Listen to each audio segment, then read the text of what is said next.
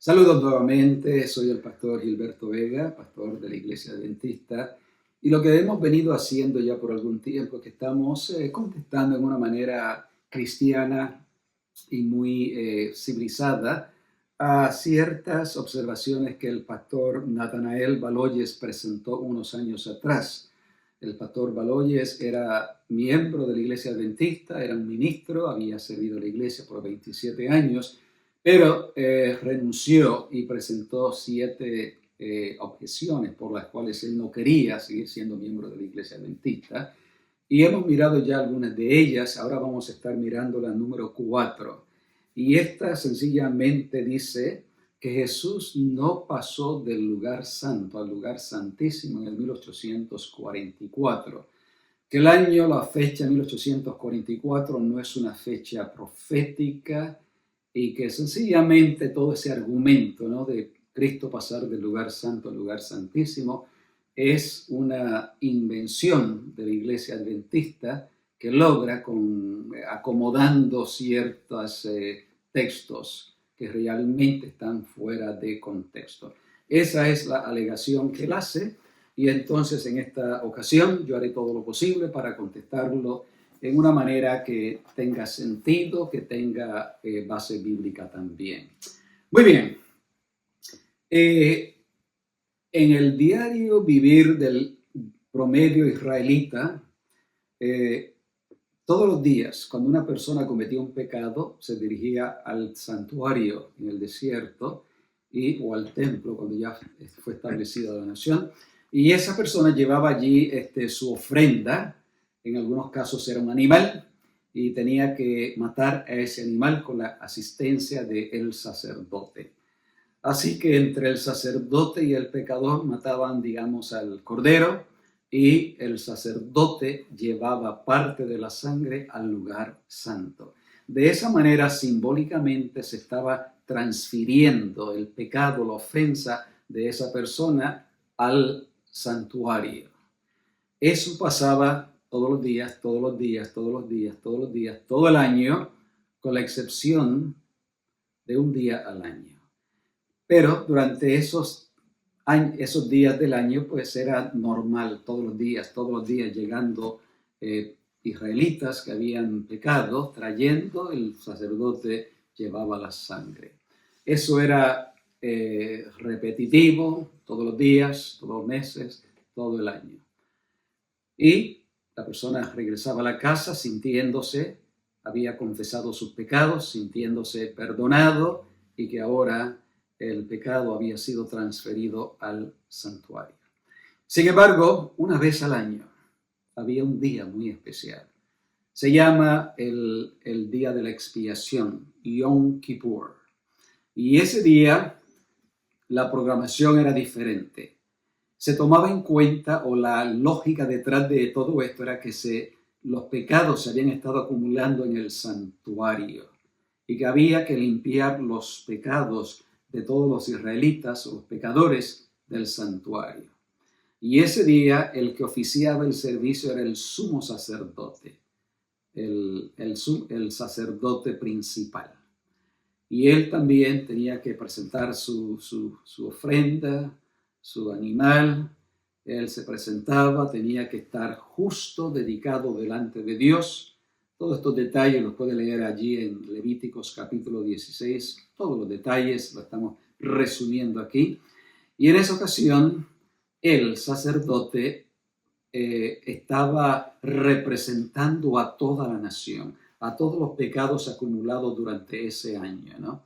Y ahora era un macho cabrío el que se usaba, y se mataba el macho cabrío, y él entraba con la sangre del macho cabrío al lugar santísimo, al lugar santísimo.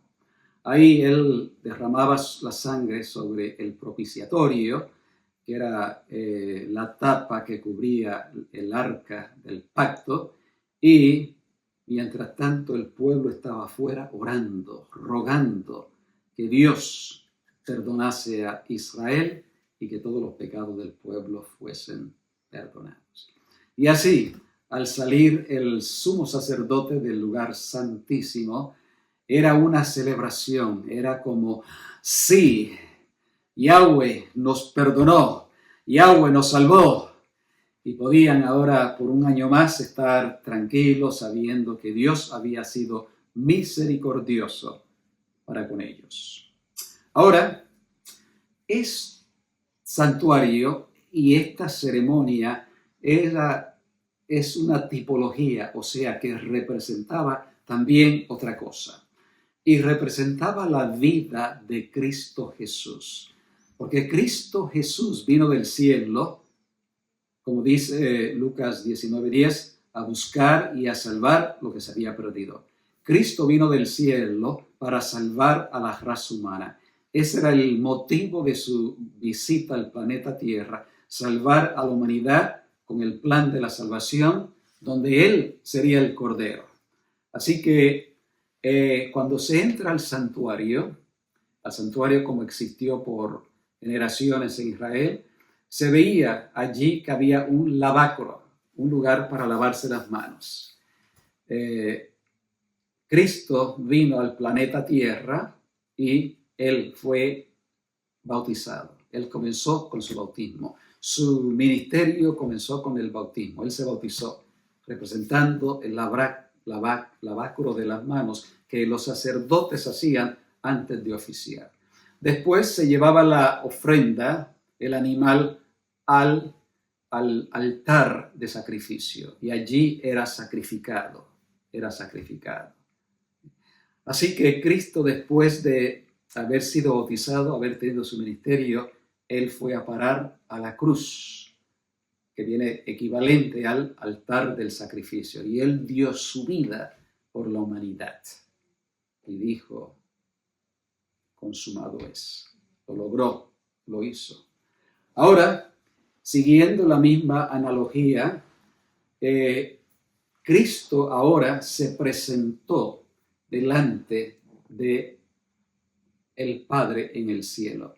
Ahora no había que entrar al lugar santo con sangre de animales, sino que Cristo personalmente, físicamente, entró al lugar santo allá en el cielo cuando ascendió después de su muerte y después de su resurrección. Ahora, eso lo encontramos en Hebreos capítulo 9, versículo 12. Hebreos capítulo 9, versículo 12, quizás también leemos allí el 11, donde nos sitúa el contexto de Cristo, ¿no? Así que Hebreos capítulo 9, versículo 11 y 12 dice así, dice lo siguiente. Pero estando ya presente Cristo, sumo sacerdote de los bienes venideros, por el más amplio y más perfecto tabernáculo, no hecho de manos, es decir, no de esta creación. Cristo entró no al lugar santo de un santuario terrenal, sino al lugar santo, no hecho por los hombres, sino que no es de esta creación, sino en el santuario que está en el reino de los cielos. Es lo que dice, ¿no? Dice el 12, no por sangre de machos cabríos ni de becerros, sino por su propia sangre entró una vez para siempre en el lugar santo, habiendo obtenido eterna redención. Ok, muy bien. La expresión griega que se usa ahí en Hebreos 9:12 es ta-hagia, que significa lugar santo, ta-hagia. Si usted busca en la versión de la King James Version en inglés, así lo dice, en el lugar santo.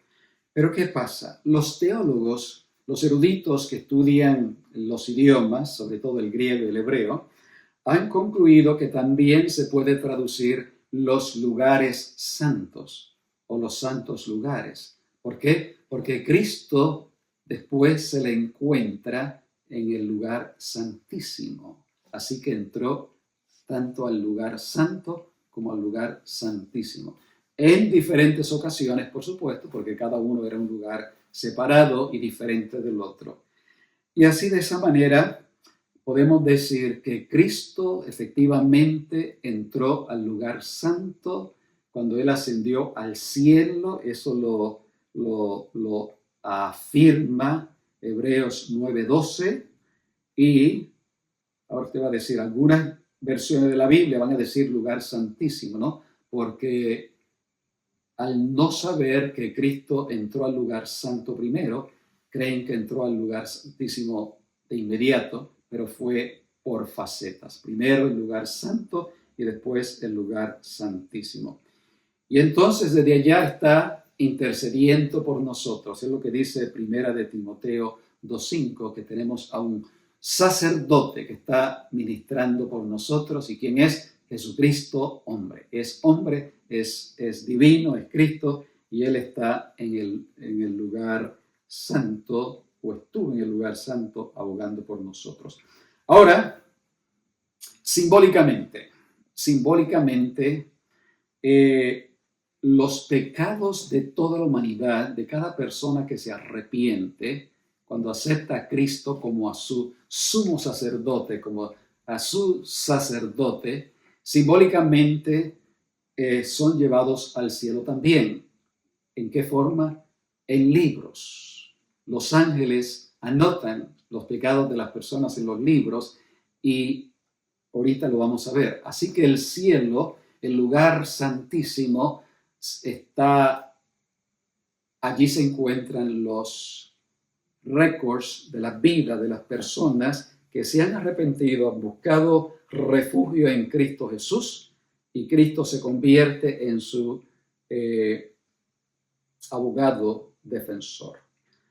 Así que, así como había un día al año en Israel para limpiar los pecados del santuario, así también Dios escogió un día para limpiar los pecados del santuario celestial. Espero que me estén siguiendo, porque sigue el mismo patrón. Lo mismo que se hacía en la tierra es lo que se hace en el cielo. Y entonces escogió un día para hacer eso, o por lo menos comenzaría un día y duraría algún tiempo, ¿no? Porque estamos hablando de los billones de personas. Y eso sería con el propósito de borrar los pecados de la persona, y entonces el lugar santísimo quedaría sin el récord de los pecados. ¿Cuándo sería eso? Bueno, en el libro de Daniel, capítulo 8, versículo 14, Daniel 8:14, ahí se nos dice, y es un texto que ha traído mucha discusión, mucha averiguación. ¿Por qué? Porque se presta para algunas equivocaciones. Pero en Daniel capítulo 8, versículo 14, dice de la siguiente manera, dice así: y aconteció, y él dijo, hasta 2300 días y mañana, y luego el santuario será purificado. 2300 días es la profecía más larga que existe en la Biblia, y es una profecía que comenzó en el otoño del año 457 antes de Cristo, y si usted sigue 2300 días, que realmente son en término profético 2300 años, y usted lo sigue, ¿no? Termina en el 1844 y terminó en el octubre 22 del 1844, de acuerdo a los judíos más fieles que han guardado los récords de eso, de los calendarios y de las fechas dentro del judaísmo. Así que en el año 1844, octubre 22, cuando esa profecía de los 2300 años terminaba, ahora comenzaba, porque es lo que dice aquí, ¿no? Que pasarían 2300 días, tardes y mañana, y luego el santuario sería purificado, ¿ok? El santuario celestial, que viene a ser el lugar santísimo, porque simbólicamente contiene los pecados de toda la humanidad. Ahora, eso bíblicamente comenzó proféticamente. El último día fue octubre 21 del 1844. Termina entonces 1844, octubre 22, Y entonces Jesús pasa del lugar santo al lugar santísimo, porque ahora comienza otra faceta, el juicio cósmico de toda persona que ha vivido en el planeta Tierra.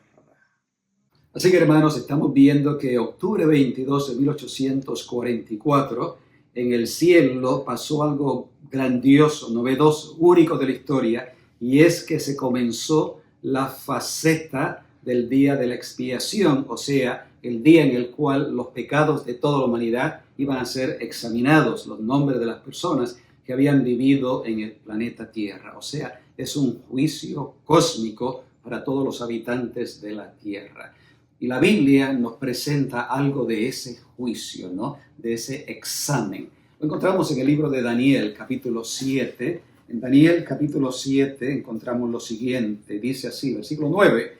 Estuve mirando hasta que fueron puestos tronos y se sentó un anciano de días, Dios el Padre, cuyo vestido era blanco como la nieve y el pelo de su cabeza como lana limpia. Su trono era como una llama de fuego y las ruedas del mismo fuego ardiente. En la Biblia el fuego es un símbolo de la presencia de Dios, ¿no? Monte Sinaí, había fuego, relámpagos. Y dice, así que se está presentando el que es el juez en ese juicio, es Dios el Padre. ¿Quiénes más están allí? Un río de fuego procedía de la sala de delante de él. Millares de millares le servían y millones de millones asistían delante de él.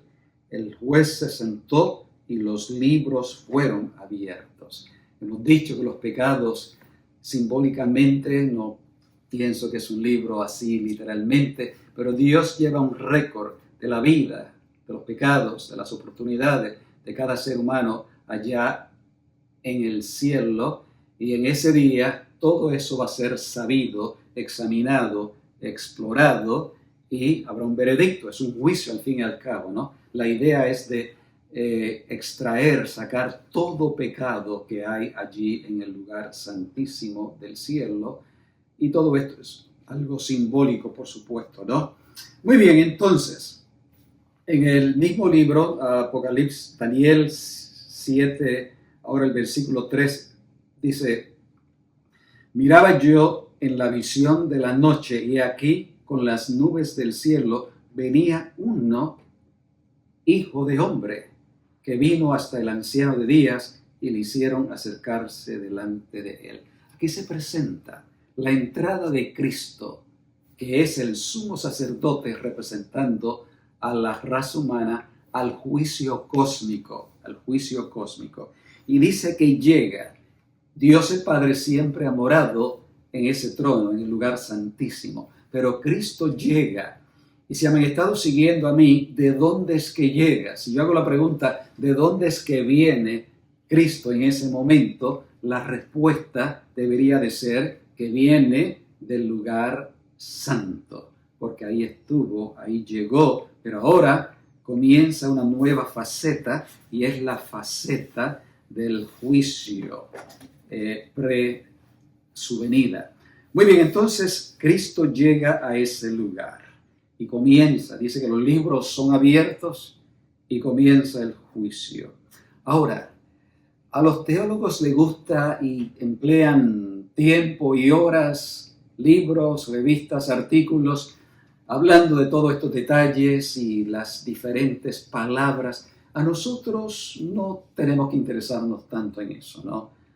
Pero sí debemos de regocijarnos y tener interés en saber que allá en la corte celestial, allá en el lugar santísimo, tenemos a un representante, y es Cristo Jesús, nuestro Señor, nuestro Salvador, quien murió por nosotros, dio su vida por nosotros, y Él está allí para hacer todo lo posible para que nosotros seamos salvos. Me gusta lo que dice el libro de Romanos capítulo 8, versículo 1. Romanos capítulo 8 dice lo siguiente, ¿no? Es hermoso este pasaje y dice así: ahora pues, ninguna condenación hay para los que están en Cristo Jesús, los que no andan conforme a la carne, sino conforme al Espíritu. Cuando el nombre de un hermano de la iglesia que con sufrimiento, que con mucho sacrificio le ha servido a Dios a lo largo de su vida, cuando el nombre, de un José López se lee allá en el cielo, sí, nació en el planeta Tierra, es descendiente de Adán y Eva, fue pecador, pero Cristo se presenta y le dice, ¿sabes qué? Él, todo eso es cierto, pero él se arrepintió, confesó sus pecados, se entregó a mí. Yo le di el Espíritu Santo para que pudiera pelear la buena batalla de la fe, y esa persona, yo lo presento ahora como candidato para la vida eterna. Y entonces, esa persona, su nombre permanece escrito en el libro de la vida. Porque cuando cada uno de nosotros se entrega a Cristo, nuestro nombre es escrito en el libro de la vida. Pero como esa persona fue fiel, perseveró hasta el final, su nombre queda escrito en el libro de la vida. Pero ¿qué tal? ¿Qué tal otro caso? ¿Qué tal cuando se llame el nombre de Judas Iscariote? Cuando se examine la vida de Judas Iscariote. Hizo cosas buenas, fue uno de los 12 discípulos. Pero hubo un momento que dice la palabra que el diablo entró en él. Cuando apostató, cuando abandonó todo, tiró todo, negó a Jesús, lo vendió. Entonces, nunca se arrepintió aparentemente. Cuando ese nombre, esa vida es examinada, entonces, lo que dice la palabra que va a pasar, tristemente, lo encontramos en el libro de Apocalipsis, capítulo 3, y es que dice de la siguiente manera. Al que venciere será vestido de vestiduras blancas, y no borraré su nombre del libro de la vida. Pero en el caso de Judas, no venció, apostató, tiró todo por el lado, y entonces su nombre es borrado del libro de la vida. ¡Qué tristeza! ¡Qué cosa triste! Ahora, se termina el juicio. Obviamente, un juicio tiene su tiempo. Se examinan los nombres, los habitantes del planeta Tierra. Llega el momento cuando todo nombre ha sido ya evaluado, unos para vida eterna, otros para condenación y muerte eterna. ¿Ok? Entonces, en ese momento, como salía el sacerdote del lugar santísimo aquí en el tabernáculo terrenal, y la gente se alegraba porque habían hallado gracia, Dios los había perdonado. Así, Cristo termina el juicio, y entonces, ¿qué hace Cristo? Cristo se levanta y viene ahora a prepararse para venir a buscar a los redimidos, aquellos que sus nombres permanecen en el libro de la vida. Él los viene a buscar del planeta Tierra. Aquí lo dice más o menos el libro de Apocalipsis, capítulo 22 y versículos el 11 y el 12. Lo dice así. Dice, el que es injusto sea injusto todavía, y el que es inmundo sea todavía inmundo, y el que es justo practique la justicia todavía, y el que es santo santifíquese todavía. Llegará un momento cuando el juicio termina en el cielo, pero todavía aquí en la tierra nadie lo sabe, pero ya el caso de cada persona ha sido determinado, unos para salvación, otros para condenación. Y en ese momento, pues, los justos seguirán buscando de Dios y los impíos seguirán apartándose, rechazando de Dios. Pero el versículo 12 entonces dice, ¿no? Inmediatamente, el último capítulo de la Biblia, último capítulo del libro de Apocalipsis, cerrando ya toda la historia sagrada de todo el gran conflicto, dice, he aquí, yo vengo pronto y mi galardón conmigo para recompensar a cada uno según su obra. Cristo dice, yo vengo y vengo con un galardón. ¿Cuál es el galardón?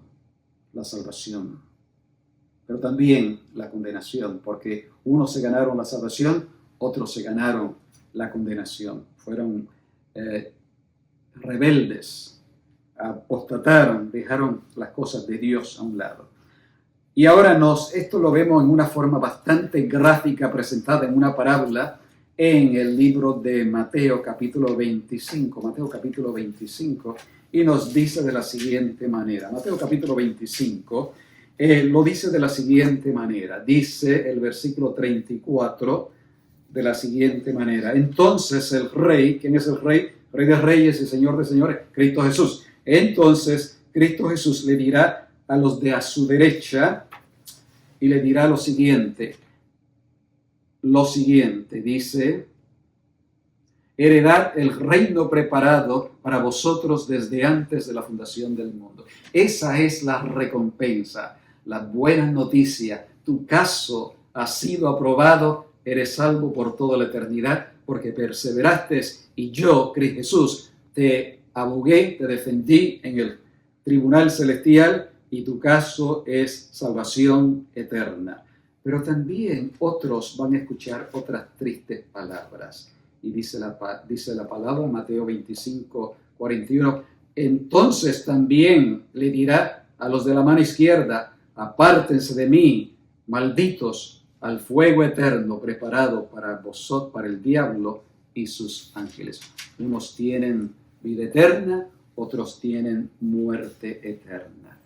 Espero que cada uno de nosotros entienda que Cristo efectivamente ascendió al lugar santo para abogar por nosotros, para presentar su sangre, su preciosa sangre. Después pasó al lugar santísimo para defender nuestro caso y para limpiar el universo de toda mancha y pecado. Y eso se va a lograr pronto, y cuando eso suceda, Cristo vendrá a buscar a su iglesia. Hasta ese día, que cada uno de nosotros persevere, porque el que perseverare hasta el fin, ese será salvo. Que Dios les bendiga.